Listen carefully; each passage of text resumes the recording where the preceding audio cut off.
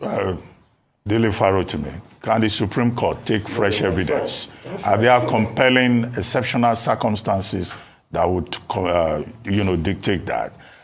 Do you think that forgery can be established at this stage, considering the fact that there are decided cases on forgery? The most celebrated one being the Eremi Yegio case in Bayelsa. Dr. Abati, when your legislators are corrupt, you should be worried. If your executive peopled by crooks, you should be afraid. Or when the judiciary stops being court of law, the people should be alarmed. Nigerian courts over the past few years have shown very clearly that we have good reasons to be worried about the capacity to deliver justice or to give equity.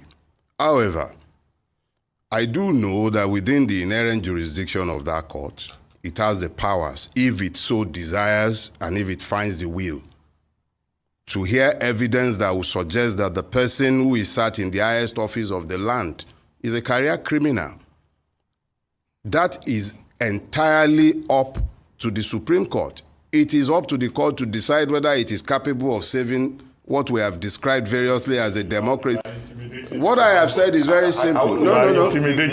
I'm sorry, Dr. Abati. I am sorry, Dr. Abati. Please rein in Mr. Azan. Rein him in. Rein him in. Rein him in. He had his say and I did not interrupt him. He had his say and I did not interrupt him. Please rein him in. What I said is very clear. What I said is very clear. Don't interrupt him. Please wait. You are very biased. Okay. In your own opinion. Okay, made up your mind. Please. As an unbiased arbiter, you are a judge. Keep the judge don't descend into arena. You just take over the show, Mr.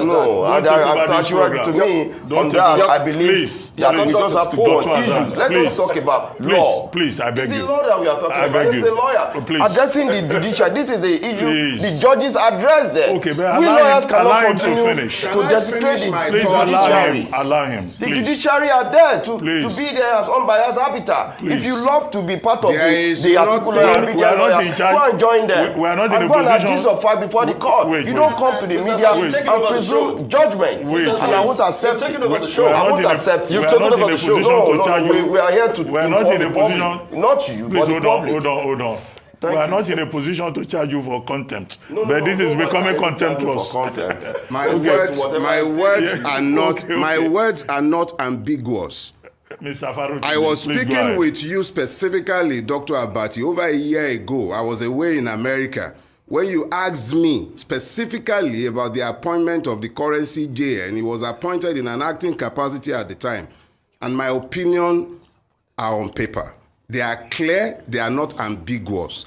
I have zero trust in the capacity of the CJN to deliver justice. That is not political. That is something I had said long before there was a Peter Obi. So there is nothing political about that. There is nothing personal about that. This is all about Nigeria. It is about the country we want to leave behind for posterity, for our children. What values are we building that country with? Is it a country where nothing matters any longer once the person can snatch it, grab it? If you speak against that, you must hate the person. Is that the kind of country we have become? It is up to the judiciary to decide whether he wishes to do justice or whether he wants to continue wearing blinkers and pretending that it is a court of law when justice is vacant completely in his court. This is not about legalese. It is about building a society based on morality, equity, justice, and even law. If we are now faced with a situation where in our courts, the law does not matter anymore. You have a Lawan in the Senate, even you have an Akpabio, and then you are asking me if I have confidence in the capacity of that judiciary to do justice. I am telling you straight up, no. If anybody does not like that, it is up to them. The point I'm raising is when you have this much imputation of criminality, whether it is proven or not is another ball game entirely. It is not even seemly. Already all over the world, our reputations are in tatters simply because of the person who sits in the highest office in our land. And then we are being told it is wrong to ask questions. we must hate him if we're asking questions. I hate nobody. I hate their deeds. All right. Okay, I mean, very...